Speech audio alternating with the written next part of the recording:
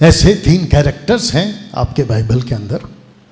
एक का नाम है डेविड, दूसरे का नाम है जोसेफ और तीसरे का नाम है डैनियल, जिसको हिंदी में कह सकते हैं दाऊद, दूसरा है यूसुफ और तीसरा है दानियल, नॉट डैनियल, दानियल। इन तीनों के जीवन से आप क्या क्या सीख सकते हैं, बहुत जल्दी जो वक्त आपने मुझे बोला है उसके हिसाब से आपके बीच में मैं रखना चाहूँगा।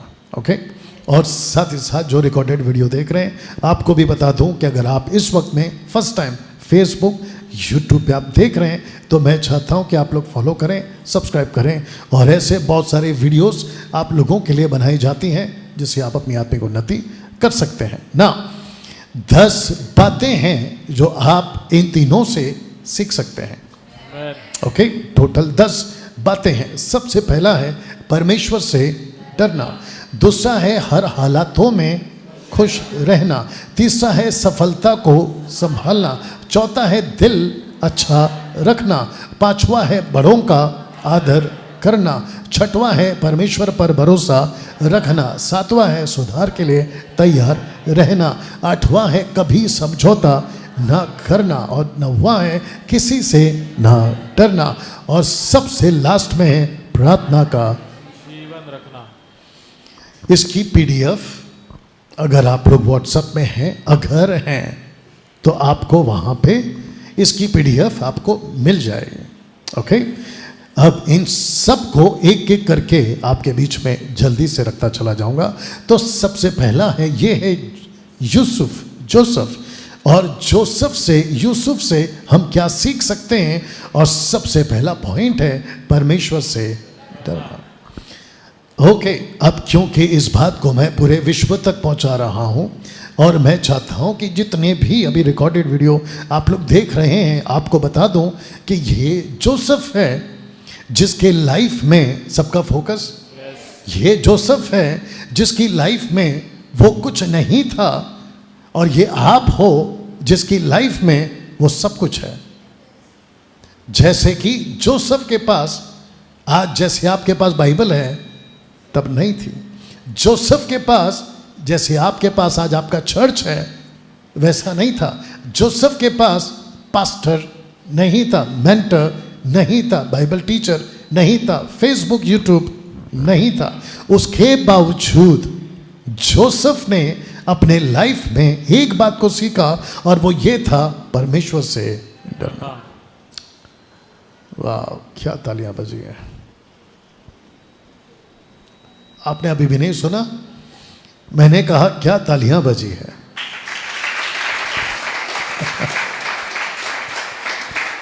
ओके, इस वचन को पढ़ते हैं और पक्की बात है कि मैं अगले हफ्ते आ रहा हूं। आइए सुनते हैं। सो भला मैं ऐसी बड़ी दुष्टता करके परमेश्वर का अपराधी क्यों कर बनूं? ओके, इसको वापस से पढ़ते हैं।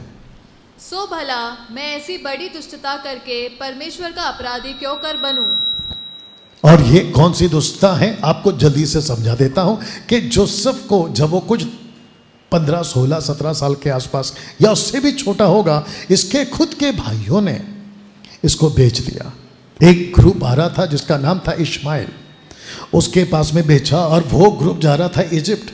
अब ऊपर बैठा परमेश्वर इसको डिजाइन कर रहा था कि जोसेफ बिकेगा, जोसेफ के साथ धोखा होगा, जोसेफ को मैं इजिप्ट भेजूंगा और फिर जोसेफ वहीं पे रहेगा, पृथ्वी पर अकाल पड़ेगा, और कैसे जोसेफ को मैं मंत्री बनाऊंगा कि पूरी दुनिया को ये राशन खिलाएगा। और ऊपर बैठा परमेश्वर ने ये डिजाइन किया था, और जोसेफ उसी का परमेश्वर के हाथ का एक ऐसा मोहरा था या एक ऐसा साधन था जो परमेश्वर को ये लड़का चाहिए था। और इसको कहा कि बेटा मैं चाहता हूं कि तू अभी बिके, मैं चाहता हूं कि अभी तेरे साथ धोखा हो, मैं चाहता हूं कि तेरे पास झूठा इल्जाम आए, लेकिन उसके बावजूद मैं देखना चाहता हूं कि तू परमेश्वर से डरता है। क्या ऐसा कुछ आपके साथ होता है? Of course. और ऐसे वक्त में कैंसर अलग तरीके से आता हूं, जब आपके साथ कुछ अच्छा नहीं होता है तो आपको सबसे पहला क्या आता है? आपके साथ धोखा होता है, आपके साथ झूठ होता है, आप कहीं फंस जाते हो, आपका कुछ भी ठीक नहीं हो रहा होता है, आपका सब कुछ फेल हो जाता है, सबसे पहली चीज आपको क्या आता है? किसने कहा गुस्सा? सही जवाब, गुस्सा। उस गुस्से में आदमी क्या करता है? जोर से। पाप कर बैठता है, पाप कर बैठता है। ओके, पाप कर बैठता है। उस गुस्से में आदमी सबसे पहले क्या कर बैठता है? किसने कहा गलती? सही जवाब। क्या बात है, गलती। और वो गलती क्या होती है? बहुत कुछ। और सबसे बड़ी गलती होती है निर्णय लेना। किसी ने कहा है, किसने कहा है, मैं ढूंढ रहा हूं उसको, किसी ने कहा है कि जब तुम खुश हो तो कोई वादा मत करो, और अगर तुम गुस्से में हो तो कोई निर्णय मत करो। और आदमी जब गुस्से में आता है तो सबसे पहला लेता है, करता है गलती, और उस गलती में लेता है निर्णय। आज के बाद में मैं तेरा शक्ल नहीं देखूंगा, आज के बाद में मैं तेरे घर पे नहीं रहूंगा, आज के बाद मैं तेरी नौकरी छोड़ रहा हूं। आप समझ रहे हैं? आपके साथ हुआ है ऐसा? ऑफ कोर्स हुआ है, हम सबके साथ हुआ है। और ऐसे वक्त में मेरे खुद के भाइयों ने मुझे सबसे पहला गड्ढे में फेंका, मेरे खुद के भाइयों ने मुझे बेच दिया। अब मैं देखो क्या करता। अच्छा, ऐसा व्यक्ति कहता है कि मैं खुद की ताकत पे उसको सुधारूंगा, ऊपर से परमेश्वर बोलता है बेटा तेरी ताकत तो कब की खत्म हो गई है। You understand? जोसेफ नहीं डरा। और ऐसे टाइम पे जब जोसेफ के साथ में कुछ भी ठीक नहीं हो रहा है, तो इसका एक ऐसा मालिक मिलता है जो उसकी खुद की बीवी उसके साथ गलत, और ऐसा कुछ उसके साथ होता है। तो ये पहला चित्र को देख लो। कुछ पिक्चर्स मैं इसलिए यूज करता हूं ताकि आपको समझा सकूं। ओके, आप हैं, आप एग्जैक्टली ऐसी होगी, इसका कोई गारंटी मैं नहीं दे रहा हूं। ये है वो मैडम जिसको कहते हैं पोतीपर की वाइफ, और ये रहा जोसेफ, और ये रहा उस वक्त का राजा। तो इस व्यक्ति ने, मैं रख दे रहा हूं वचन को, आपको पढ़ना है। इस व्यक्ति ने जब इसके साथ कुछ गलत होने पर था, तो इस वचन के जरिए आइए देखते हैं जोसेफ ने क्या किया। जी। और ऐसा हुआ कि वह प्रतिदिन यूसुफ से बातें करती रही, पर उसने उसकी न मानी कि उसके पास लेटे वह उसके संग रहे। ओके, यहाँ पे रुकते हैं क्योंकि मेरे पास टाइम कम है, इसलिए मैं आपको शॉर्ट में बता देता हूँ कि माफ करना, पोतीपर की वाइफ को ये पता चल चुका था कि अगर मैं इसके ऊपर प्रेशर डालूं तो आज नहीं तो कल ये मेरी बात को मान लेगा। बट इंटरेस्टिंग पार्ट ये है कि प्रतिदिन, बोल सकते हैं प्रतिदिन, सबका फोकस, प्रतिदिन वो से बातें करती रही। अब आपको पता है कि वो कौन सी बातें करती होगी, कि आज प्रधानमंत्री कहाँ जा रहे हैं, आज टमाटर का भाव कितना है, ऐसी बात करती होगी, राइट। आज पड़ोसी के साथ में झगड़ा हो गया, ये बात करती होगी? बिल्कुल नहीं। वो ऐसी बातें करती थी जिसके चलते उसको लगा कि इस व्यक्ति को मैं कैसे भी करके अपनी इच्छा को पूरी करवा सकूं, मैं उसको फंसाऊं। लिखा है कि प्रतिदिन ऐसा होता था, बट यूसुफ ने कहा ना तो मैं उसके साथ लेटूंगा ना उसके संग रहूंगा। इसको कहते हैं कि अगर वो यहां से आती थी तो जोसेफ यहां से निकल जाता था, अगर वो यहां से आती थी, जोसेफ ने तय करा कि मैं इसके साथ में नहीं रहने वाला हूं। अब इसके पति को नहीं पता कि पत्नी कर क्या रही है, जोसेफ बता नहीं सकता क्योंकि पति बॉस है। जोसेफ अभी अभी आया है और ऊपर से नौकर है, वो भी गुलामी में आया। इसने बोला भाई चुप रहने में ही भलाई है। और ऐसे करते करते जब सब कुछ हो रहा है, ओके, ऐसे टाइम पे आप अपेक्षा क्या करते हैं? अभी तक ये लड़का फंसा नहीं है, ऐसे टाइम पे आपको फंसना नहीं है, ऐसे टाइम पे आप क्या करते हैं? मैं बता देता हूँ, वक्त भी कम है। आप प्रार्थना करते हैं कि प्रभु मुझे बचा ले। और अगर आपका उस वक्त में कोई पास्टर होगा तो पास्टर पक्का कहेगा बेटा अगर तू सही चलेगा परमेश्वर तेरे साथ है और तुझे कभी फंसने नहीं देगा, राइट। इसके विपरीत हो गया, इसके उल्टा हो गया। और आपके साथ जब उल्टा होता है तो आप क्या करते हो? परमेश्वर आपको तो सब कुछ पता था, मैं तो बिल्कुल ठीक से चल रहा था, उसके बावजूद अगर मैं फंसा हूं तो इसका मतलब है कि आप कोई परमेश्वर नहीं है। अब आप सोच के देखिए, लास्ट का पॉइंट रखूंगा, आप सोच के देखिए ऐसी हालत में भी जोसेफ परमेश्वर के साथ चलता गया। ये चित्र को पहला देख लीजिए। आपको पता होगा कि बीच में एक वायरस आया था, उसका नाम था HIV। अब ये ऐसा वायरस है जिसका नाम है HPV, जिसका फुल फॉर्म है ह्यूमन पैपिलोमा वायरस। और ये फैलता है शारीरिक संबंध से। तो जोसेफ को उस वक्त में, मुझे नहीं पता इस बात का एहसास था या नहीं था, या उस वक्त में कोई बीमारी थी या नहीं थी, लेकिन अब अगर यहाँ कोई बैठा है और जो यहाँ पे वीडियो देख रहा है, अगर आपको लगता है कि अरे चलता है, एक साथ बोलो चलता है। एक सबसे कॉमन चीज़ आज की दुनिया में, आज के मॉडर्न जनरेशन में, नाम क्या है जनरेशन का? Gen Z generation. जेन-ज़ी इस जनरेशन में एक कॉमन चीज़ है, चलता है। बोल दो प्लीज़। हाँ, अगर बोलना चाहो तो चलता है। अगले हफ्ते आ रहा हूँ मैं। चलता है। और इसके चक्कर में, क्योंकि चलता है, आपको ताज्जुब होगा, मुझे ऐसे ऐसे कॉल्स आते हैं, कहते हैं कि ऑफिस का पार्टी था या फंक्शन था, मैं वहाँ चला गया, हालांकि मैं पीना नहीं चाहता था, लेकिन मेरे बॉस ने मुझे फोर्स किया। मैं बॉस को मना कैसे कर सकता हूँ? तो आगे बोल दो, चलता है। मैं किसी पार्टी फंक्शन में गया था, वहाँ मेरे पुराने दोस्त मिल गए और उसने बोला एक बार पी ले सिगरेट। चलता है। पिक्चर के गाने सुनना कॉमन हो चुका है। डीजे शादियों में, वो भी क्रिश्चियन शादियों में डीजे प्ले करना, आगे बोल दो, कॉमन हो चुका है। और जिसके चलते ऐसी सभी हरकतें भी लोगों को लगता है कॉमन है और चलता है। लेकिन ऐसी कुछ अभी वायरस आपके मार्केट में आ चुकी है। अब आप सोच के देखिए, अगर अच्छा और एक एंगल दे देता हूँ, मतलब और एक चीज़ बता देता हूँ, जो कि अभी ये तो चल रहा है, लेकिन आज का जनरेशन इतना स्मार्ट है, कहता है कि अगर ये बीमारी आ गई है, उसके बावजूद अगर आप फिजिकल रिलेशनशिप रखना चाहते हो तो आपको कुछ नहीं करना है, आपको वैक्सीन लेना है। वैक्सीन, अगर आपने इसकी वैक्सीन ले ली, उसके बाद आपको जो करना है करो, आपको HPV नहीं लगेगा। वाह! आपने कभी सुना था कोविड-19? नहीं सुना था। आपने कभी कोरोना वायरस का नाम सुना था? कभी नहीं।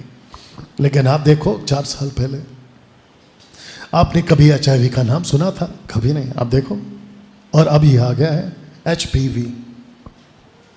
तो जो कहते हैं कि चलता है, आपको समझना होगा। यहाँ तक ठीक? तो जिसके चलते मैं चाहता हूँ कि आपको ये स्लाइड दिखाऊं, जिसकी थंबनेल आज मैंने बनाई है, और वो है व्यभिचार से भागने का फायदा। अगर उस दिन जोसेफ भागा ना होता। Are you ready for this? इसको पढ़िए जी। सो फिरौन ने अपने कर्मचारियों से कहा कि क्या हमको ऐसा पुरुष जैसा यह है जिसमें परमेश्वर का आत्मा रहता है मिल सकता है? बस आगे बाद में पढ़ेंगे। क्या ऐसा लड़का जिसके अंदर परमेश्वर का आत्मा रहता है, क्या हमको मिल सकता है? इसका मतलब है कि जोसेफ अगर उस दिन, आगे बोल दीजिए, घिर जाता, अगर जोसेफ उस दिन कॉम्प्रोमाइज कर जाता, अगर जोसेफ उस दिन कहता चलता है, छोटी सी तो बात है, किसी को नहीं पता चलेगा, चलता है, तो क्या ये ऐसा पुरुष इस राजा को मिल पाता? एग्जैक्टली। इसको पढ़िए वचन 40 जी। इस कारण तू मेरे घर का अधिकारी होगा और तेरी आज्ञा के अनुसार मेरी सारी प्रजा चलेगी, केवल राजगद्दी के विषय मैं तुझसे बड़ा ठहरूंगा।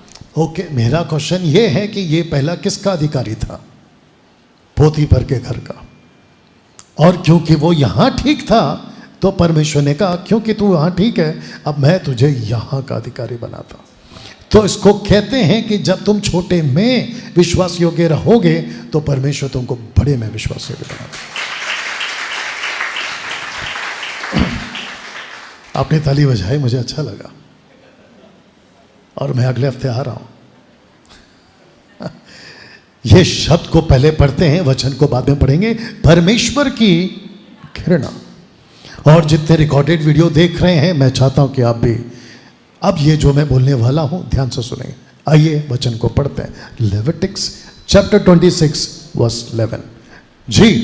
और मैं तुम्हारे बीच अपना निवास स्थान बनाए रखूंगा और मेरा जी तुमसे घृणा नहीं करेगा। ओके, इसको ऐसे कह सकते हैं कि परमेश्वर के पास में एक ऐसा नेचर है, आप जो भी बोलते जोर से बोल दिया करो, जो घृणा करता है, जो जिसको कहते हैं कि परमेश्वर हेट करता है। और मुझे अच्छे से पता है कि यहाँ सब बैठे मुझको पकड़ के, मतलब मैं खुद को भी गिनती कर रहा हूँ, हम में से भी कईयों को कई चीज़ों की घृणा है या हेट है। तो लिखा है कि परमेश्वर अपने जी में, मतलब परमेश्वर कहता है कि अगर मैं तुम्हारे बीच में रहूं, मेरा जी तुमसे घृणा नहीं करेगा। अब इसको उल्टा करिए, अगर ऐसा कुछ हुआ तो मेरा जी तुमसे घृणा करेगा। तो एक चीज और एक पोस्टर आपके बीच में रखने जा रहा हूं। Are you ready for this? Okay, सबसे पहला फोटो देख लो और आपको शायद इशारा मिल गया होगा कि ये लोग कौन है। एक ऐसे कपल्स हैं या पति पत्नी हैं जिन्होंने कुछ पैसों के चक्कर में खुद को परमेश्वर की नजर में घृणित साबित कर दिया। ओके, इसको अलग आना पड़ेगा। किस किस को पता है कि अभी का जो जनरेशन है वो व्यवस्था का नहीं है बल्कि अनुग्रह का है। ये लॉ नहीं है, ये ग्रेस है, राइट? ओके, मुझे कौन बताएगा कि यूहन्ना 1:17 में क्या लिखा है? यूहन्ना 1:17 में क्या लिखा है? अगर किसी को पता है यूहन्ना 1:17, जोर से, जोर से। जी बिल्कुल सही, अनुग्रह और सच्चाई, वेरी गुड। इसको पढ़ सकते हैं यूहन्ना 1:17 जी। इसलिए कि व्यवस्था तो मूसा के द्वारा दी गई, परंतु अनुग्रह और सच्चाई यीशु मसीह के द्वारा पहुंची। ओके, तो वहां पे अनुग्रह और सच्चाई है। कुछ लोग कहते हैं कि हम जो जी रहे हैं वो अनुग्रह का युग है। नहीं, ये अनुग्रह का भी युग है और सच्चाई का भी युग है। कुछ सो कॉल्ड प्रीचर्स ने इसको ऐसा ट्विस्ट कर दिया कि सिर्फ अनुग्रह दिखाते हैं लेकिन सच्चाई को नहीं दिखाते। हम अनुग्रह के युग में जरूर हैं लेकिन साथ ही साथ सच्चाई, और जहां सच्चाई नहीं है मेरा जी उससे घृणा करेगा। और जैसे ही परमेश्वर ने देखा, जिसको कहते पहली कलीसिया, वहीं पे सबका फोकस। मम्मी को बाद में दिखाते बेटा। मेरी मम्मी लिखती बहुत कुछ है लेकिन मम्मी को खुद नहीं पता होता कि मैंने क्यों लिखा है, क्योंकि हम भी ऐसे ही करते थे शुरू में।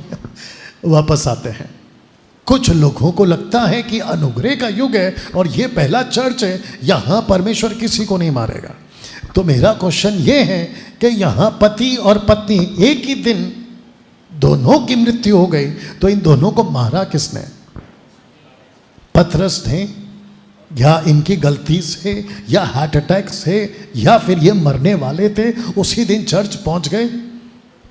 ऐसा कुछ है? बिल्कुल नहीं। इन दोनों को परमेश्वर ने मारा है।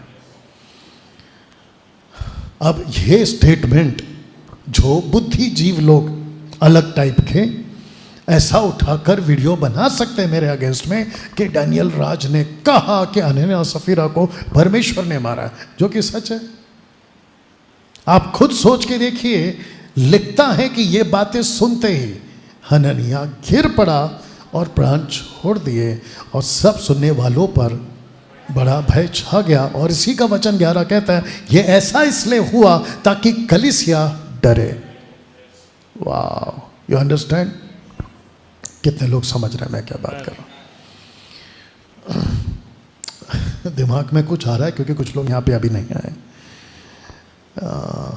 ओके, वापस से एक चीज और क्लियर कर देता हूं। सबका फोकस, सब लोग ठीक है? क्या परमेश्वर अनुग्रह के युग में सजा देता है? इसको देखकर तो लगता है। क्या अनुग्रह के युग में परमेश्वर मृत्यु देता है? इसको देखकर तो लगता है। आपको याद है 1 कुरिन्थियों 11 का 32 से नहीं, आप 27 से पढ़ लेना, 32 तक में लिखा है कि जो प्रभु की दया को खाते वक्त, यानी प्रभु भोज खाते वक्त प्रभु की दया को ना पहचाने, एक बीमार, दूसरा निर्बल, तीसरा मृत्यु। तो उसको निर्बल करता कौन है? परमेश्वर। उसको रोगी करता कौन है? परमेश्वर। उसको मारता कौन है? परमेश्वर। तो 2 एविडेंस तो हो गए। और कहते हैं कि किसी बात को पुख्ता करने के लिए आपके पास में 2 या 3 गवाह होने चाहिए। तो 2 गवाह तो मैं आपको दे चुका हूं। तो क्या परमेश्वर घृणा करता है? कृष्णा कम देख, हम दोनों फ्रेम में रह सके। ओके, इसको उधर रख दे कीबोर्ड पे। आप इधर आओ। ये सिर्फ नाटक है और आप हमेशा उसी रोल पे आते हो, इसलिए आपको बुलाया। सबका फोकस ऐसा सोचिए कि ये परमेश्वर इससे घृणा करता है किसी भी वजह से, और वजह कुछ भी हो सकती है जो अभी तक मैं आपको बताया, ठीक है। ऐसा व्यक्ति जिससे परमेश्वर खुद चिढ़ा हुआ है, ऐसा विश्वासी जिससे परमेश्वर की आत्मा घृणा करती है और वो भी मन से, और ऐसा व्यक्ति मेरे पास आता है और कहता है कि पास्टर जी आप तो इंटरनेशनल, मेरी बात नहीं कर रहा हूं नाटक में, आप तो इंटरनेशनल प्रीचर हो, आप तो प्रार्थना करते हो मुर्दे जिंदा हो जाते हैं, मैं चाहता हूं कि आप मुझे ब्लेस करो। तो ये मेरे पास आता है, मुझसे प्रार्थना करवाता है, ऐसी नाटक चल रहा है और मैं इसके ऊपर हाथ रख के, सो कॉल टाइप के लोग, मैं कहता हूं कि यीशु के नाम से मत घेर, यीशु के नाम, क्योंकि पीछे कोई नहीं है और हमको तू चाहिए क्योंकि अगले हफ्ते मैं नहीं आ रहा हूं। यीशु के नाम से तुझे मैं ब्लेस करता हूं, और ये बड़ा खुश हो जाता है। अब मैं सबको पूछ रहा हूं, साथ ही साथ रिकॉर्डेड वीडियो वालों को भी, क्या परमेश्वर मेरी प्रार्थना से इसको ब्लेस करेगा? नहीं। जोर से नहीं। ऐसा क्यों? कि वो खुद सही नहीं है। अब आप सोच के देखिए कि पूरे दुनिया में ऐसे कितने लोग हैं जो परमेश्वर की नजर में घृणित हैं और पास्टरों से प्रार्थना करवाए जा रहे हैं। और यही वजह है कि मैं कभी किसी के लिए प्रार्थना नहीं करता। हाँ, अविश्वासी हो मैं करूंगा, किसी को दुष्ट आत्मा लगा हो मैं करूंगा, अगर कोई हॉस्पिटल में एडमिट है मैं करूंगा, लेकिन खुद विश्वासी है वो और मुझे कहेगा कि डैनियल भाई प्रार्थना कर दो क्योंकि आप पास्टर हैं, मैं उसको पूछूंगा भाई तू खुद क्यों नहीं करता? अगर तू खुद करेगा तो परमेश्वर मुझसे पहले तेरी सुनेगा। Yes, amen. क्योंकि मेरा ईमेल थोड़ा स्लो है, तेरा फास्ट होगा। You understand? मेरा पोस्टमैन स्लो है, तेरा फास्ट होगा। कितने लोग समझ रहे हैं मैं क्या बात कर रहा हूं? Amen.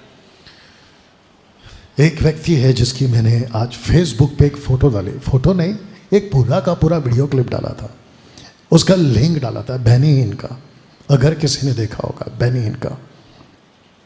एक व्यक्ति है, उसने उसको एक्सपोज किया बेनी हिन को, और आपको पता है कब? उसने 2023 में, यानी कि पिछले साल, अभी क्या चल रहा है 2024, उसने 23 में कहा था कि इजराइल और मिडल ईस्ट की अच्छी दोस्ती हो जाएगी। और जैसे ही 2024 आया, आपको पता है कि इजराइल और मिडल ईस्ट का दोस्ती तो छोड़ो, आपको पता है हालत क्या है। और वही व्यक्ति जिसका नाम है बेनी हिन, अब वो पलट गया है और उस व्यक्ति ने 2023 की वीडियो और 2024 की वीडियो और ये जो घटना घट रहा है सबको एक साथ मिला के खड़ा करके दिखा दिया। और तब जाकर मैंने वो शेयर किया कि देखो कैसे उल्लू बनाया जाता है। इसको कहते हैं कि किसी सेवक के पीछे, क्योंकि वो इंटरनेशनल है, क्योंकि वो बड़ा पास्टर है, अफ्रीका का या अमेरिका का है, उसके पीछे पागल होकर मत घूमिए। कितने लोग समझ रहे हैं? Amen. अगर परमेश्वर आपसे घृणा करता है, आपको इस प्लैनेट पे किसी की प्रार्थना नहीं बचा सकती। अगर परमेश्वर आपसे घृणा नहीं करता है, इस प्लैनेट पे ऐसी कोई ताकत नहीं है जो आपको बर्बाद कर दे।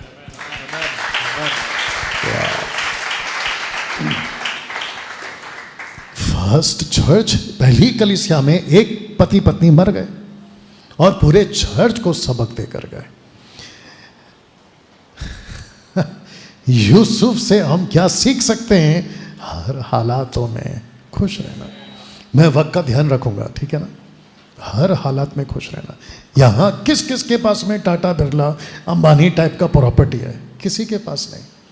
आपके पास में 4 वक्त की रोटी है, खुश रहो। आपके घर पे छत है, खुश रहो। आपके पास में पहनने को कपड़े हैं, जो जैसा है खुश रहो। क्योंकि जो रोडपति से निकलता है वो भी कब्रिस्तान, जो करोड़पति के घर से निकलता है, आगे बोल दो, वो भी कब्रिस्तान। आदमी की असली औकात, आदमी की असली पहचान कब्रिस्तान में होती है। वो भी मट्टी में, ये भी मट्टी में। You understand? वो भी राख, ये भी राख। हालांकि हम जलाते नहीं हैं, वो बात अलग है। कितने लोग समझ रहे हैं? आपके पास जैसा है, जोसेफ के पास में कुछ नहीं था, वो जैसा था जब जेल में खुश था। पोतीफर के घर में बदनामी है, खुश था। भाइयों ने धोखा दिया, खुश था। उसको पता था कि जब परमेश्वर मेरे साथ है, मेरा विरोधी कौन हो सकता है। वाह। तो मैं आप सबको एनकरेज करता हूं, आपको कभी दूसरे को देखकर आपको तकलीफ नहीं होनी चाहिए। आप जैसे हो खुश रहो। जी, ये फोटो था जो आपको मैं दिखा रहा हूं। ये यहां था तो भी खुश, ये यहां था तो भी खुश। यूसुफ से हम क्या सीख सकते हैं? सफलता को संभालना। जैसे ही इसको पता चला, फोटो देख लो, जैसे ही इसको पता चला अब मैं बन चुका मंत्री, और जैसे ये मंत्री बन गया, पोजीशन, पावर, सब कुछ इसके हाथ में, नौकर चाकर, पूरी की पूरी आर्मी, ये चाहता अपने भाइयों को पीस के रख देता। ये चाहता घमंड में शिकार होकर या घमंड के घोड़े में बैठकर अपने आप को भाइयों पे प्रकट करता। अब उनको ऐसा एटीट्यूड देखा मुझे तुमने बेच दिया, देखो अब मैं क्या बन। ऐसा कुछ नहीं किया इसने। वाह। तो वापस कहता हूं कि इसको बोल दूं, ये चित्र को दिखाकर, आपके पास जो कुछ है आज वो आपका नहीं है। वाह। वापस बोलूं, आपके पास जो कुछ है वो आपका नहीं है। आपकी सुंदरता, आपका पर्सनालिटी, आपका पैसा, आपका घर, आपकी गाड़ी, आपका ए, आपका बी, आपका सी, आपका कुछ भी नहीं है। अगर आज आपके पास है तो कोई पता नहीं कि कल कहीं और चला जाए। आदमी एक दिन से करोड़पति से सीधा करोड़पति, और जो रोड में है वो करोड़ में है कभी भी। तो जिसके चलते ये रहा लास्ट पार्ट जोसेफ का। यूसुफ से हम क्या सीख सकते हैं? लिखा है कि अंत तक परमेश्वर के साथ चला। उसको कितनी बातें उसको बहका सकती थी, नहीं बहका। इसको रखकर एक चीज जल्दी से बोल देता हूं। सब लोग तैयार? ओके, ऐसे ही बोल दो अगर बोलना है। कैसा लग रहा है अभी तक? बहुत बढ़िया। अरे वाह, आपने रिस्पॉन्स दिया, थैंक यू। अगले हफ्ते से नहीं आ रहा हूं।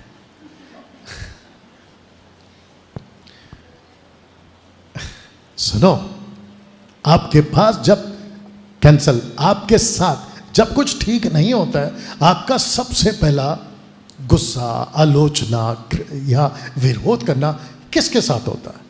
मसीहों की बात कर रहा हूं। सीधा परमेश्वर, बिल्कुल सही जवाब। कैसा परमेश्वर है? यूसुफ कह रहा, अय्यूब की वाइफ को याद है किसी को? ऐसा कैसा परमेश्वर है? एक साथ दिन में 10 बच्चे मर गए, पूरी प्रॉपर्टी चली गई, सब कुछ खत्म हो गया। एक काम कर, परमेश्वर की निंदा कर और मैं जहां जा रही हूं। बट अय्यूब उसके ठीक उसके उल्टा कहता है कि उसने दिया था, हालांकि उसका स्टेटमेंट गलत है। परमेश्वर ने सिर्फ दिया, लिया किसी और ने। लेकिन उसकी वाइफ को देखो कि उसका थॉट कैसा है। ऐसा ही सोच आपका, हम सबका कभी कभी बनता है कि मैं इतना प्रार्थना करता हूं, चर्च जाता हूं, बाइबल पढ़ता हूं, सब कुछ करता हूं, मेरे साथ ठीक क्यों नहीं हो रहा है? अभी ये रिकॉर्ड हो रहा है तो क्या करूं? ठीक है, बोल देता हूं। एक फैमिली का महाराष्ट्र से कुछ 1 साल पुरानी बात है, 1 या 1.5 साल पुरानी बात है। बहुत ध्यान से सुना तब समझ में आएगा। सब लोग ठीक? बोला, डैनियल भाई प्रार्थना करो, मेरे भाई को पुलिस की नौकरी लगने वाली है। मैंने कहा ठीक है, और मैं उस फैमिली को जानता हूँ, और मैंने कहा कि है ना, आप भी प्रार्थना करो, हम भी प्रार्थना करते हैं कि पुलिस की नौकरी उसको मिल जाए। और आपको पता है उसको पुलिस की नौकरी मिल गई। पहला सुन लो, उसको पुलिस की नौकरी मिल गई। जैसे ही उसको पुलिस की नौकरी मिली, उसने अपने माँ बाप को, घर वालों को निकाल दिया। बोला अब ये घर मेरा है। याद रखो, विश्वासी है। आपको पता है उसके साथ क्या हुआ? जैसे ही उसने ये हरकत की, ऐसा कुछ हादसा उसके साथ हुआ कि उसका पैर टूट गया और पुलिस वालों ने उसको घर से, पुलिस की नौकरी से निकाल दिया। अब इससे हम क्या सीख सकते हैं? इससे हम क्या सीख सकते हैं? इस चीज का घमंड ना करें। इससे हम ये सीख सकते हैं कि जिसको तुम बेचारा समझ के कभी कभी तरस खाते हो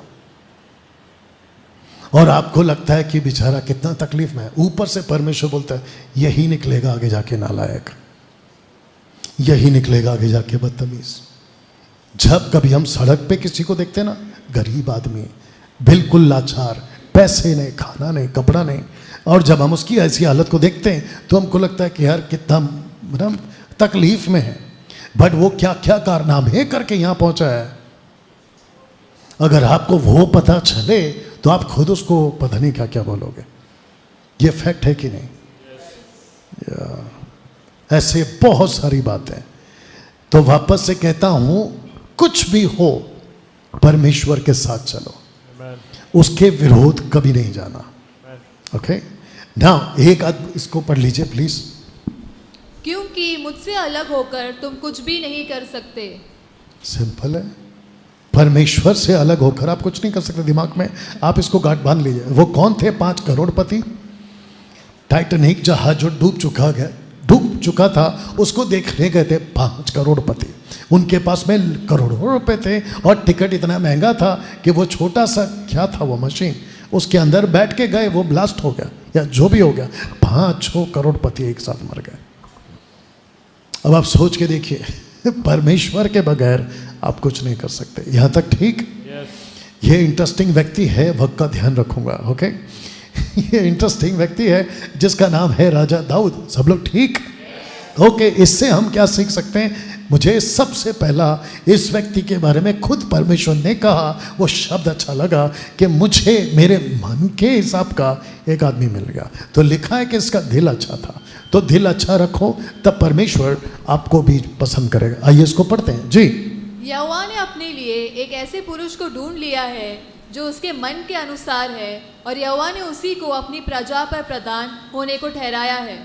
लिखा है man after God's own heart, ऐसा व्यक्ति जो परमेश्वर को पसंद आ चुका था। अब इस लड़के ने ऐसा क्या किया? कुछ नहीं। ना तो ये योद्धा था, सबका फोकस है ना तो ये योद्धा था, ना तो ये किसी प्रकार का कोई राजा के खानदान से आता है, ना इसका बाप राजा था, ना इसको वेपन या किसी प्रकार का इसको कुछ नहीं आता था। ऐसा लड़का जिसको परमेश्वर कहता है ये मेरे मन का है। आपको पता है क्यों? एक ही क्वालिटी थी इसके अंदर। एक साथ अगर पूछना चाहो क्या? ये अच्छा चरवा था। He was a good shepherd. एक भेड़ बकरियों का ये ऐसा चरवा था कि अगर इसकी कोई मेमने को कोई भालू या शेर उठा ले जाता था, ये उसके पीछे भागता था।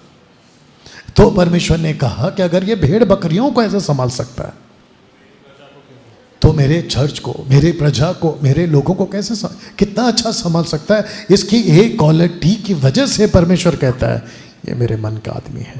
वाह, ऐसा दिल आप ही रखिएगा। ओके, इसी को न्यू टेस्टमेंट में भी बोला गया है पौलुस के द्वारा। आइए सुनते हैं जी। फिर उसे अलग करके दाऊद को उनका राजा बनाया, जिसके विषय में उसने गवाही दी कि मुझे एक मनुष्य यीशे का पुत्र दाऊद मेरे मन के अनुसार मिल गया है।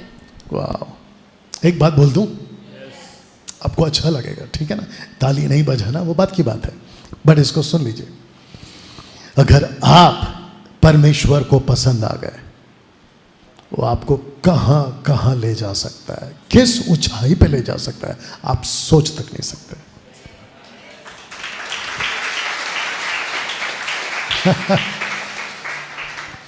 आपकी हालत आज ठीक नहीं है, बस उसको पसंद आ जाओ, खत्म। और लिखा है प्रकाशित वाक्य 3:8 में, अगर उसने दरवाजा खोल दिया आपके लिए, कोई बंद नहीं कर सकता। तो किसी को इंप्रेस मत करो, उसको इंप्रेस करो। सुनो, किसी को खुश मत करो, उसको खुश करो। और अगर वो तुमसे खुश हो गया, आप सोच नहीं सकते कि आपके साथ क्या होगा। You understand? ओके, दाऊद से हम क्या सीख सकते हैं? बड़ों का आदर करना। आपको बताता हूं कि एक ऐसी घटना होगी, सबका फोकस, और जितने यहां पे देख रहे हैं आप भी सुनिएगा। इस व्यक्ति के पीछे एक राजा पड़ गया था जिसका नाम था राजा सॉल। और राजा साउल, इसको बहुत बार मौका मिला मैं इसको खत्म कर दूं, लेकिन दाऊद को मार नहीं पाया। क्यों? क्योंकि परमेश्वर के मन का पसंद का था। तो राजा दाऊद के कर्मचारी जब राजा शाऊल को, ये देखो ये सो रहा है यहाँ पे, जैसे ही इसके कर्मचारियों को पता चला ये तो राजा शाऊल है, तो दाऊद के पास जाकर कहते एक काम करो, आपका दुश्मन परमेश्वर ने खुद आपके हाथ में कर दिया है, इसका कत्ल कर दो। आइए सुनते राजा दाऊद ने क्या कहा जी। और अपने जनों से कहने लगा, यहोवा न करे कि मैं अपने प्रभु से जो यहोवा का अभिषिक्त है ऐसा काम करूं कि उस पर हाथ चलाऊं, क्योंकि वह यहोवा का अभिषिक्त है। अभिषिक्त है, अभिषेक। एक साथ बोलो, वह यहोवा का अभिषिक्त है। वाह। अभी कुछ लोगों को यहां पे तकलीफ हो सकती है, इसको मैं उसको भी ठीक कर देता हूं, और आपको भी और सबको, और आगे अगर किसी को तकलीफ होगी तो उसको भी। यहां बैठा हर कोई अभिषिक्त है। कोई पास्टर, कोई मैन ऑफ गॉड, कोई बड़ा pastor A grade, B grade, C grade नहीं होता। हम सब के सब, आगे बोल दो, अभिषिक्त है। बट इस केस में राजा दाऊद कहता है मैं इसके ऊपर हाथ नहीं उठा सकता, क्योंकि ये जो यहाँ पे लेट, अच्छा इसने मेरे साथ में कितना ही गलत किया हो, लेकिन मैं इसके ऊपर हाथ नहीं उठा सकता। तब जाकर परमेश्वर कहता है इसीलिए तो दाऊद मेरे मन के हिसाब का है। इस व्यक्ति ने, इसको मौका था किसी को बदले पे बदला देना, इसको मौका था उसका कत्ल करना, लेकिन नहीं किया। इसने कहा मैं इस व्यक्ति के ऊपर हाथ नहीं उठा सकता। इसको कहते हैं कि आपके साथ आपका जो भी बड़ा भाई, आपका दोस्त, आपका रिलेटिव, आपका गांव वाला, आपके चर्च के जो आसपास के आपके मित्र बन जाते हैं, या फिर आपका वर्शिप लीडर, या फिर आपका पास्टर, या फिर आपका जो भी हाउस चर्च लीडर है, आपको जैसे ही पता चलता है मैं तो इसको पसंद नहीं करता, उसके बावजूद आपका ये शब्द आपको याद रखना कि ये अभिषिक्त है, मैं इसके ऊपर हाथ नहीं उठा सकता। यहां तक ठीक? ये चित्र को ठीक से देख लीजिए, और ये चित्र में आपको पता चलेगा कि एक फैमिली है, हस्बैंड है, वाइफ है, बच्चे हैं, बच्चों के लिए माँ बाप है। आइए वचन को पढ़ते हैं, इफिशियंस चैप्टर 6 वर्स 1 जी। हे बालको, प्रभु में अपने माता पिता के आज्ञाकारी बनो, क्योंकि यह उचित है। यह उचित है। किस किस के माता पिता है? किसी के माँ है, किसी का भाई है, माता पिता, पेरेंट्स है आपके, राइट। इसको कैसे बोलूं मैं? ओके इसको मैं समझाने की कोशिश कर रहा हूं, शब्द को कलेक्ट करने की कोशिश कर रहा हूं। किस किस को पता चलता है कब? जब बीतती है आप पर। ओके लगता है ऊपर से गया। आपको कब पता चलता है कि भाई यार ये तो बहुत इंपॉर्टेंट था? जब आप पर बीतती है। अगर आपको मैं अभी कहूं कि बड़ों का सुनो, अगर वो चीज आप पर नहीं बीती, क्योंकि आपकी कोई नहीं सुन रहा है, तब तक आपको पता। लेकिन जब आप बड़े हो जाते हो और जब आपकी कोई नहीं सुनता, तब पता लगता है यार। और ऐसे टाइम पे आपको याद आता है आपके पुराने सब माँ बाप, दोस्त, बड़ा भाई, छोटा भाई, है ना, वो सब याद आते हैं, और तब आप कहते काश। लेकिन तब तक बहुत देर हो चुकी है। या तो वो मर चुका होता है, या तो फिर आपको मौका नहीं मिलता है, और फिर कहते हैं कि जैसा बोओगे वैसा काटोगे।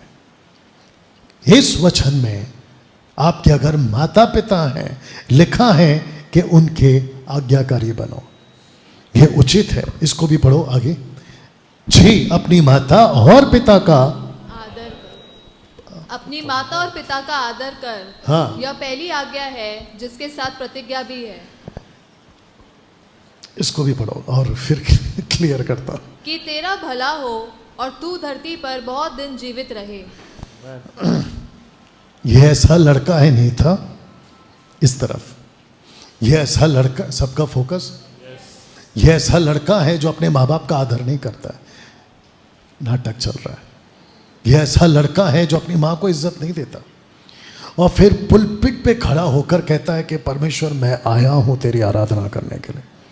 शब्द को नीचे ठीक से पढ़ो, तेरा भला हो और तू धरती पर बहुत दिन। मेरा क्वेश्चन है, अगर ये अपनी माँ का या पिता का रिस्पेक्ट नहीं कर रहा है, आदर नहीं कर रहा है, या उसका अधीन नहीं है, परमेश्वर के पास में कैसे आएगा? और ऊपर से परमेश्वर को कहता है कि परमेश्वर ऐसा कुछ दे कि मैं 100 साल तक जिंदा रहूं। ऊपर से परमेश्वर बोलता है बेटा तू ज्यादा दिन जिंदा नहीं रहेगा। बोला वो क्यों? बोला क्योंकि तू जो प्रॉमिस है ना एक्सोडस में, उसको तू पूरा नहीं कर रहा है। आप है मेरे साथ में? इसको कब एहसास होगा कि माँ बाप का बात सुनना चाहिए था? जब ये खुद माँ बाप बनेगा, और जब इसके बच्चे इसके विरोध में आएंगे, तब इसको पता चलेगा ओ। और तब तक तो बहुत देर हो चुकी, ये वापस नहीं जा सकता है। कितने लोग समझ रहे हैं मैं क्या बात कर रहा हूं? अगर इस वक्त यहां बैठे बैठे आपको यहां पे एहसास हो रहा है, कल रात को ही मैंने झगड़ा किया, कल रात को ही मैंने बुरा भला कहा, कल रात को ही मैंने कुछ ऐसी बात बोल दी जो कि ठीक नहीं था, वापस जाओ घर पर और चीज को ठीक करो। अगर आप ऐसा नहीं करते हो तो लिखा है कि आपका भला नहीं होगा। आप कितना भी हाथ पैर मारते बैठो, कितनी भी कोशिश कर लो, आपका भला नहीं होगा। आगे देखना चाहते हो जी? इसको पढ़िए। लिखा है कि हे बालको, सब बातों में अपने अपने माता पिता की आज्ञा का पालन करो, क्योंकि प्रभु इससे प्रसन्न होता है। ओ करो नहीं, अगर करना चाहो अगले हफ्ते। अब आप सोच के देखिए, कृष्णा से ऐसे ही बोल रहा हूं, अगर कृष्णा से परमेश्वर खुश नहीं है, प्रसन्न नहीं है, तो फिर आपको इस पृथ्वी पे कोई नहीं बचा पाएगा। कितने लोग समझ रहे हैं मैं क्या बात कर रहा हूं? यही वजह है कि जो छोटे बच्चे हैं ना, माँ बाप का बात सुना करो। जो जवान बच्चे हैं ना, माँ बाप का बात सुना करो। आपको नहीं पता पास्टर मेरा बाप कैसा है, आपको नहीं पता मेरी मम्मी कैसी है, मेरी मम्मी ललिता पवार है, तो क्या हुआ? मेरी मम्मी खड़ूस है, तो क्या हुआ? मेरा बाप कादर खान है, तो क्या हुआ? मेरा बाप अमरीश पुरी है, तो क्या हुआ? आप अपना काम करो, वो अपना काम करेंगे। आप मेरे साथ में कुछ लोग यहां पर बैठे हैं जिनको पता है कि माँ बाप का वैल्यू क्या है। आपको बताऊं क्यों? क्योंकि उनके माँ बाप नहीं है, आज किसी वजह से वो खो बैठे। तो लिखा है कि तू परमेश्वर को प्रसन्न कर। वजह यह है कि तू माँ बाप का आदर कर। Are you ready for the next one? पहला चित्र देख लो, जानबूझ के रखा हूं। आइए पढ़ते हैं जी। जो अपने माता पिता को कोसता, फिर से पढ़िए। जो अपने माता पिता को कोसता, उसका दिया बुझ जाता और घोर अंधकार हो जाता है। यही वजह है कि यह चित्र रखा। You understand? आप मां बाप को कैसे कोसते हैं? अच्छा होता मैं तेरा बेटा नहीं होता, अच्छा होता मैं तेरे घर पे पैदा नहीं होता, अच्छा होता तो कहीं पे जाके, आगे का बोल दो, नहीं बोलोगे। You understand? इसको कहते हैं माँ बाप को कोसना। कितने लोग समझ रहे हैं मैं क्या बात कर रहा हूं? अगर ऐसी चीजें करोगे तो परमेश्वर कहता है तेरा कभी भला नहीं होगा। देख लो, तेरा कभी भला नहीं होगा।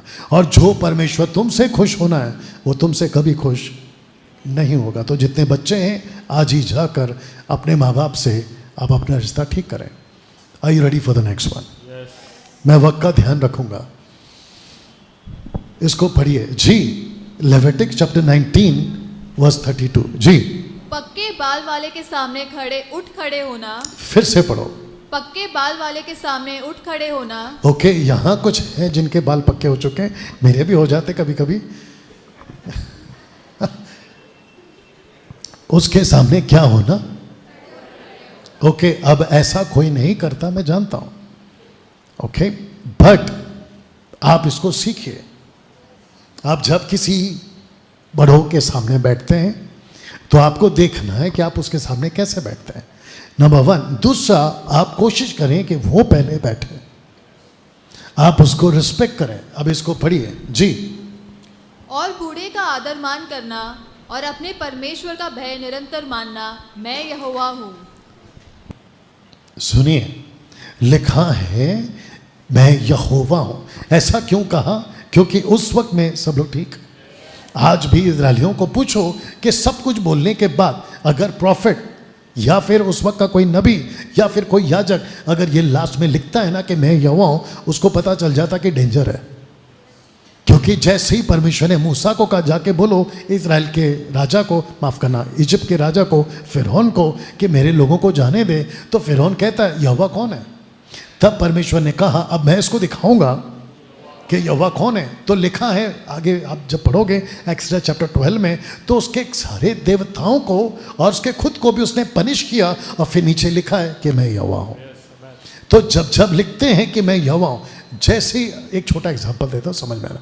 आप जैसे ही आपका फ़ोन बजता है और जैसे ही घंटी रिंग करती है और आपने फ़ोन उठाया और सामने वाले ने कहा मैं पुलिस बोल रहा हूँ, पुलिस, आपके दिमाग में क्या आता है? अरे वाह, केक का पैकेट आ गया,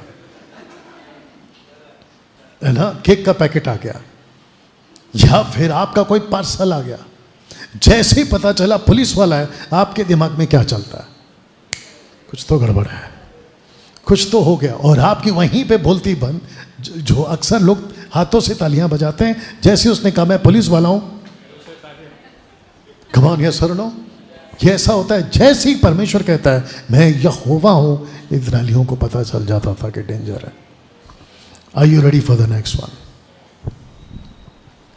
हे नवयुवकों, तुम भी प्राचीनों के अधीन रहो, वरन तुम सबके सब एक दूसरे की सेवा के लिए दीनता से कमर बांधे रहो, क्योंकि परमेश्वर अभिमानियों का सामना करता है परंतु दीनों पर अनुग्रह करता है। लास्ट का लाइन वापस पढ़ो। परंतु दीनों पर अनुग्रह करता है। ये वाला लाइन से पढ़ो। क्योंकि परमेश्वर अभिमानियों का सामना करता है अरे कंप्लीट करो। परंतु दीनों पर अनुग्रह करता है। दो ही चीज है आपके साथ, या तो तुम दीन हो या तो तुम अभिमानी हो। ऐसे ही कह रहा हूं, मैं पर्सनल स्टेज पे किसी को टारगेट नहीं करता, ये तो मैं आपको हमेशा बताता हूं, बट मेरा पास्टर होने के नाते, बाइबल टीचर होने के नाते जो यहाँ पे भी सुन रहे हैं, मेरा फर्ज है सिखाना। ओके, अगर आप हम्बल बनते हो, नम्र बनते हो, आप ही का फायदा है, सामने वाले का नहीं। अब इसको उल्टा करूं, अगर आप हट्टी हो, अभिमानी हो, एटीट्यूड दिखाते हो, नुकसान आप ही का है, सामने वाले का नहीं। कितने लोग समझ रहे हैं मैं क्या बात कर रहा हूं? आप जो भी करते हो आप ही का नुकसान है, आप अच्छा करते हो आप ही का फायदा है। कुछ लोग कहते हैं मैं इसको सुधार दूंगा, ऊपर से परमेश्वर बोलता नहीं हो पाएगा तेरे से। You understand? मैं इसको ठीक कर दूंगा, नहीं हो पाएगा तेरे से। कितने लोग समझ रहे हैं? मैं जब सोसाइटी में जाता हूं, रात को 2-3 बजे पहुंचता हूं, जिसको हमने 5 लाख रुपए देके कार पार्किंग खरीदी है सोसाइटी के अंदर, याद है कि नहीं? रात को जब पहुंचता हूं, क्योंकि गाड़ी का पार्किंग खुला है, कोई लगा के चला गया, ऐसे टाइम पे लगता है कि मैं इसके साथ अभी क्या करूं। अब आप सोच के देखिए, मेरी पार्किंग, उसमें दूसरा बंदा पार्किंग करके गया, और जब उसको वॉचमैन कॉल करके पूछ रहा है आपने गलत पार्किंग कर दी, इसको हटाओ, कहता है मैं यहां हूं ही नहीं, मैं कहीं और हूं। ऊपर से बंदा पार्किंग करके गया, रहता कहीं और है। ऐसे टाइम पे दिमाग में क्या आता है? अभी जाऊं, इसके चारों टायर। You understand? एक फिल्म एक्टर है, अभी लेटेस्ट न्यूज़ है तेरे गांव का, कर्नाटक से। एक हीरो है, उसका नाम भूल गया, लेकिन उसको बॉस बुलाते हैं, बॉस कुछ तो बुलाते हैं उसको, चैलेंजर ऐसा कुछ नाम रखता है वो खुद का। उसकी एक गर्लफ्रेंड थी, उसकी गर्लफ्रेंड के ऊपर किसी ने नेगेटिव कमेंट किया, और ये बंदा 10-12 लोगों को लेकर गया, उसको उठाया, और ये जो बॉस है, ये इसकी हाइट ऐसी है, उसको लेके ऐसा पटका दीवार पे कि उसकी मौत हो गई। अब वो खुद बंदा पड़ा है जेल में, और अपने 12 लोगों के साथ। यहां नुकसान क्या हो गया? गलत कमेंट किया उसने, नुकसान हो गया इसका। अभी इसी को ये ठीक से ले सकता था, ठीक है, 1-2 बार बस समझाता हूँ या कुछ और करता हूँ, लेकिन उसके गुस्से ने और उसके गलत नतीजे, डिसीजन है, माफ़ करना, उसको जेल पहुँचा दिया। अब वो पूरी ज़िंदगी जेल में रहेगा, just because of one wrong decision. तो वापस कहता हूँ कि कभी अभिमान मत करो, इसमें आपका ही नुकसान है। और अगर आप दीन बनते हो तो भी आप ही का फायदा है, सामने वाले का कुछ नहीं होता। यहाँ तक ठीक? ये लास्ट कैरेक्टर है। अगले हफ्ते से आपको ये प्रॉब्लम नहीं आएगा। क्या सीख सकते हैं हम राजा दाऊद से? भरोसा करना। इस एक ओके, हाँ, अभी तक ये नहीं आया ना, डैनियल नहीं आया अभी तक, तो मैं आज नहीं बोलूंगा डैनियल को, ठीक है ना? सब खुश, हाँ देखो चेहरे पे, रे रे रे रे रे। ओके, क्या सीख सकते हैं हम डैनियल से? भरोसा करना, ट्रस्ट। आई थिंक ये लास्ट है, भरोसा। आइए पढ़ते हैं जी। मैंने परमेश्वर पर भरोसा रखा है, मैं न डरूंगा, मनुष्य मेरा क्या कर सकता है। मैंने उस पर भरोसा रखा है। और वापस कह देता हूं कि इस लड़के ने सीखा, कुछ भी हो जाए, मेरा खुद का पूरा गांव जल गया। सिकलग, पहला शमूएल 30वां अध्याय, उसका पूरा गांव जल गया। उसके खुद के 600 सिपाही, अगर मैं गलत नहीं हूं, उसके खुद के विरोध में हो गए, हाथ में पत्थर लेकर। लेकिन उसने खुद को तसल्ली दी और परमेश्वर पे भरोसा रखा, और एक ही दिन में तख्ता पलट गया। You understand? आपका भरोसा किस पे? ये खुद कहता है, किसी को भरोसा है घोड़ों पर, किसी को भरोसा है रथों पर, किसी को भरोसा है मनुष्यों पर, मुझे भरोसा है यहोवा पर।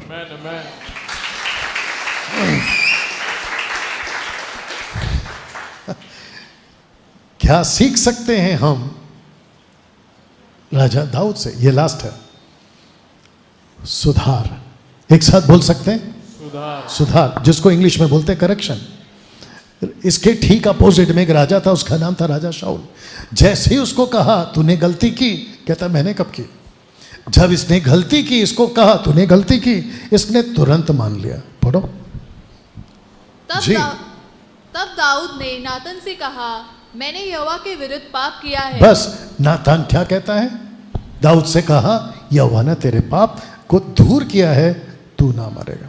वो राजा शाऊल था जिसने कबूल नहीं किया, यहां राजा दाऊद है जिसने कबूल किया। यही तो पॉइंट है, सुधार। आपको जब कोई करेक्शन करता है तो ले लो। ओके, मैं करेक्शन नहीं लूंगा, नुकसान किसका है?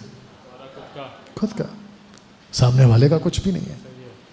अगर कोई चीज कहता है कि इसको ठीक करो, तो आपका फायदा है उसमें। अगर आप घमंड के घोड़े पे सवार रहोगे तो आप कभी करेक्शन नहीं लोगे, और आपका पूरा लाइफ जो है ना, वो यही चलता रहेगा। You understand? मैं सिर्फ दिखा देता हूं, इसके ऊपर कुछ बोलूंगा नहीं। ये है डैनियल, जिससे हम सीख सकते हैं कभी समझौता नहीं करना, किसी से ना डरना, जीवन प्रार्थना कर रखना। इसके बारे में सिर्फ 3 पॉइंट हैं, जो कि ये सब बातें आपको मैं बता चुका हूं। ये 5 और ये 5। कैसा लगा? सब खड़े हो जाए।